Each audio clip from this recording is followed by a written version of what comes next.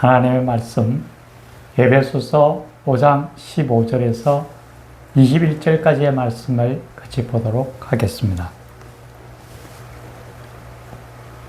그런즉 너희가 어떻게 행할지를 자세히 주의하여 지혜 없는 자같이 하지 말고 오직 지혜 있는 자같이 하여 세월을 아끼라. 때가 악하니라. 그러므로 어리석은 자가 되지 말고 오직 주의 뜻이 무엇인가 이해하라. 수치하지 말라. 이는 방탕한 것이니 오직 성령으로 충만함을 받으라. 시와 찬송과 신령한 노래들로 서로 화답하며 너희의 마음으로 주께 노래하며 찬송하며 범사에 우리 주 예수 그리스도의 이름으로 항상 아버지 하나님께 감사하며 그리스도를 경외함으로 피차 복종하라. 아멘. 이 시간 전할 하나님의 말씀은 오직 주의 뜻을 이해하라입니다. 이 시간 성령께서 우리의 마음을 주장하시고 우리의 눈을 열어 주의 법을 알게 하시고 깨닫게 하심으로 이 시간 우리 모두에게 은혜가 충만한 시간이 되기를 간절히 축원합니다. 오늘 성경 본문에서는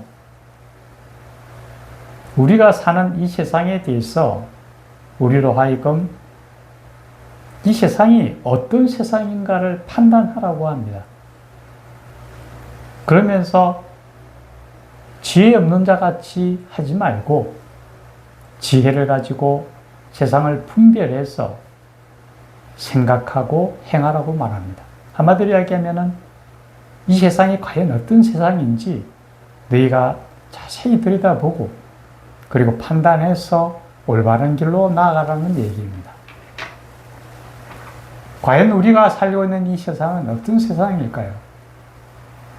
아마 사람들이 느끼는 여러 가지 것들이 있겠지만 저는 그 중에서도 몇 가지를 꼽으라면 먼저 참 불법과 불의가 참 많이 행해지는 세상이다 라고 생각을 합니다. 뉴스를 보거나 하면은 맨 먼저 나오는 것이 많은 악한 일들에 대한 부분이 있는 것 같습니다. 아무런 이유도 없이 사람 목숨을 빼앗기도 하고 참 많은 악한 일들이 일어나는 건 틀림없는 것 같습니다. 심지어 그뿐만이 아닙니다. 드라마 같은 데 봐도 당연한 듯이 악한 일들을 많이 저지르게 그런 것들이 자연스럽게 드라마 속에 나타나는 경우가 참 많은 것 같아요. 알게 모르게 우리가 저를 보면서 저는 분명히 잘못되었다, 악한 일이다 하면서도 그냥 그대로 보고 있는 모습을 보게 됩니다. 그만큼 세상이 참 많이 악함이 참 많다라고 얘기합니다. 예전보다 더 악한 쪽으로 흐른다라는 생각이 드는 건 아마 우리가 잘 아는 경제 법칙 중에서 그리시암의 법칙이라는 게 있습니다. 악화는 양화를 구축한다라는 거죠. 예전에 그 선하고 아름다웠던 풍속들은 다 밀려가 버리고 그 자리에 잘못되고 안 좋은 그런 것들이 가득 채워지는 갈수록 그런 부분들이 더 많이 늘어나는 것 같아요. 한마디로 얘기하면은 노아의 시대와 지금과 비슷하지 않을까 이런 생각을 하게 됩니다. 물론 선함도 있죠. 하지만 그 선함을 덮을 만큼 악한 일들도 참 많이 일어난다라는 생각을 하게 됩니다. 또 하나는 참 요즘도 많이 느낍니다만은 세상의 온갖 잡신들, 무당, 무속, 샤머니즘 이런 것들이 참 굉장히 판을 치고 있다라는 생각이 듭니다. 우리가 조금만 주위에서 주변에 둘러보면은 여기저기에 점집이나 사주 카페나 무속 신앙을 하는 그러한 팩기들이 막 걸려 있는 걸 참 많이 봅니다. 그야말로 그 어느 때보다도 그런 것들이 심하게 세상을 혼돈하고 있다고 보입니다.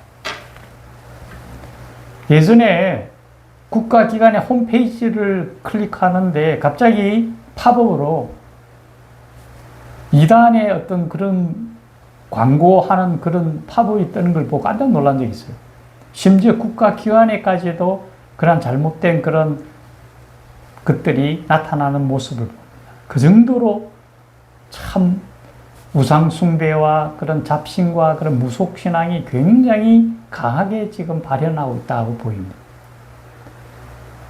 무엇보다도 이 세상은 껍데기만을 보는 세상 같아요. 겉모습만 보는 세상. 달리 말하면은 사람 눈에 띄지만 않으면 어떤 짓을 해도 무방하다고 생각하는 것 같아요. 심지어 양심까지도 버려도 된다고 생각하는 것 같아요. 철저하게 보이는 것만을 추구해 나가는 그런 세상이 아닐까 생각합니다. 뭐 여러 가지 있겠습니다만은 이런 세상을 우리가 단적으로 표현한다면 뭐라고 얘기할까요? 오늘 본문에서 그렇게 얘기합니다. 세상이 악하다고 그럽니다. 때가 악하다고 그럽니다. 분명히 이런 부분에 있어서 때가 악함에 대해서는 논란의 여지가 없을 것 같아요. 분명히 악함은 분명히 있다고 생각이 듭니다. 그럼 이 악함에 대해서 오늘 본문에서 그렇게 얘기합니다. 때가 가니까 세월을 아끼라고 그럽니다. 그 악한 세상과 깨어서 허비할 만한 그런 아깝다라는 거예요. 세월이 아깝다. 우리는 유한한 삶을 누릴 수밖에 없는데 그런 악한 세상에 빠져서 허우적거리기에는 너무 시간이 아깝다라는 거죠. 세월을 아끼라고 합니다. 그럼 어떻게 세월을 아껴야 되는가? 오늘 본문에서는 분명하게 우리에게 기준을 제시해 줍니다. 먼저 주의 뜻이 무엇인가를 이해하라고 합니다. 주님의 뜻이 어디 있는지를 분명히 분별해서 행하라고 하는 거죠. 우리는 하나님의 자녀이기에 주의 뜻이 어딘가를 분명히 아는 것이 나아갈 방향을 설정하는 데 굉장히 중요하다고 생각합니다. 몇 가지를 먼저 말씀합니다. 첫째로 술 취하지 말라고 얘기합니다. 여기서 술 취하지 말라는 것은 몇 가지 의미가 더 들어 있습니다. 약물 중독에 대한 부분입니다. 알코올 중독도 있겠지만은 마약과 같은 그런 성분이 들어가 있는 요즘 수면 무슨 마약 성분이 있는 것도 있고 여러 가지 그런 잘못된 약물에 중독되는 경우, 또 게임 중독, 도박 중독, 세상에 그런 연락을 쫓아가는 그런 여러 가지 것들에 중독되는 부분에 대해서 아주 강력한 경고를 합니다. 그게 바로 술 취하지 말라는 겁니다. 왜 술 취하지 말라는가? 왜 그런 것을 쫓아가지 말라는가? 굉장히 중요한 두 가지 의미를 포함하고 있습니다. 하나는 그런 것들로 인해서 우리 판단력이 흐려집니다. 만약에 술을 취하거나 약물에 중독되거나 어떤 것에 중독되어 버리면은 올바른 판단을 할 수가 없습니다. 판단력 자체가 흐려지고 분별력을 잃어버려서 잘못된 길로 나아간다는 거죠. 그렇기 때문에 하나님께서는 그런 것을 하지 말라고 얘기합니다. 또 하나는 그런 것들은 우리의 건강을 해치게 됩니다. 약물 중독이 이르면 우리 육체가 훼손됩니다. 우리는 분명히 성경에서는 하나님의 성전이라고 그럽니다. 우리의 몸을 아껴야 합니다. 그런데 그런 걸로 인해서 우리 몸을 상하게 한다면 하나님의 뜻을 저버리는 겁니다. 게임 중독이나 도박 중독 같은 경우 우리 영혼을 훼손합니다. 그걸로 통해서 우리 몸과 영혼이 훼손된다라는 거죠. 그래서 하나님께서 우리를 귀하게 여기시기 때문에 그런 것을 결코 해서는 안 된다라고 얘기합니다. 그러면서 성령의 충만함을 입으라고 얘기합니다. 성령의 충만함이라는 것은 성령을 통해서 우리가 바른 영적 분별력을 가지고 이 세상을 바라봐야 된다는 거죠. 우리가 가지고 있는 지식과 지혜만 가지고 이 세상을 보기에는 한계가 있습니다. 우리 눈은 껍데기만 봅니다. 정말 그 안에 중심에 있는 무엇을 볼 수가 없습니다. 우리가 그것을 해결하기 위해서는 반드시 성령의 도움을 받아야 됩니다. 성령의 인치심, 성령께서 우리와 함께 하지 않고서는 세상 속에서 바른 길을 선택할 수도 없고 바른 것을 판단할 수도 없습니다. 무엇보다도 성령의 검을 통해서 우리과 잘못되기를 바라는 사탄의 세력을 물리칠 수 있겠죠. 그래서 성령 충만이 없이는 우리가 세상 속에서 온전한 삶을 이룰 수 없기 때문에 성령 충만함을 더 입으라고 합니다. 그리고 그와 더불어서 한 가지 더 말씀합니다. 시와 찬미와 신령한 노래로 서로 화답하며 주께 찬양하라고 이야기합니다. 한마디로 이야기하면은 이러한 삶은 평화를 추구하는 삶입니다. 세상에 살아갈 때 우리는 그리스도인으로서 되도록이면은 평화하기를 원합니다. 성경에서는 우리에게 이렇게 합니다. 너희가 할 수만 있다면 모든 사람과 평화하라고 이야기하십니다. 저는 제가 살아갈 때 가장 중요한 것 중에 하나는 평화라고 생각합니다. 예수님께서 처음 부활하신 후에 우리에게 첫 번째 말씀하신 것이 샬롬이었습니다. 평안하냐라고 말씀 물으셨습니다. 그러면서 주님께서 우리에게 말씀하십니다.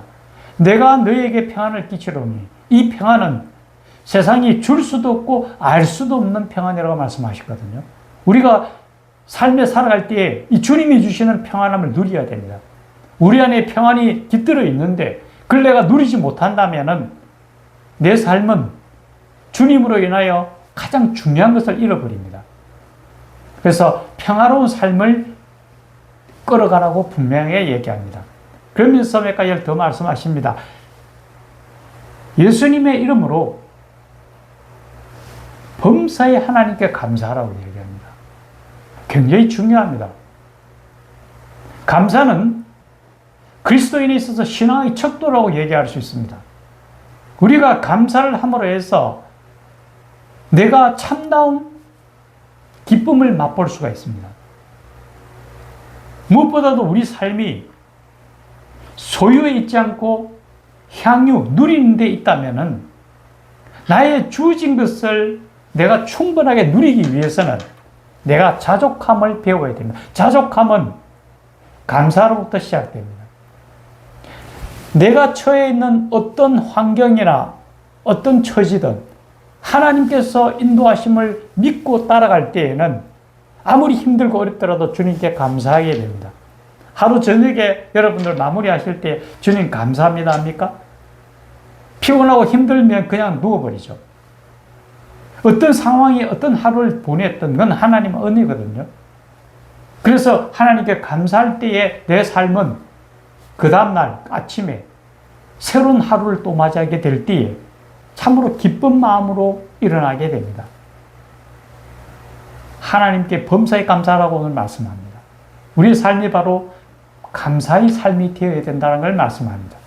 그리고 끝으로 이렇게 얘기합니다. 예수님을 경외함으로 피차 복종하라고 얘기합니다. 그리스도를 경외함으로 피차 복종하라. 경외라는 게 뭘까요? 두렵고 떨리는 마음으로 바라보는 것, 우러러보는 겁니다. 우리 주님은 하나님의 본체이시고 만물의 창조주이십니다.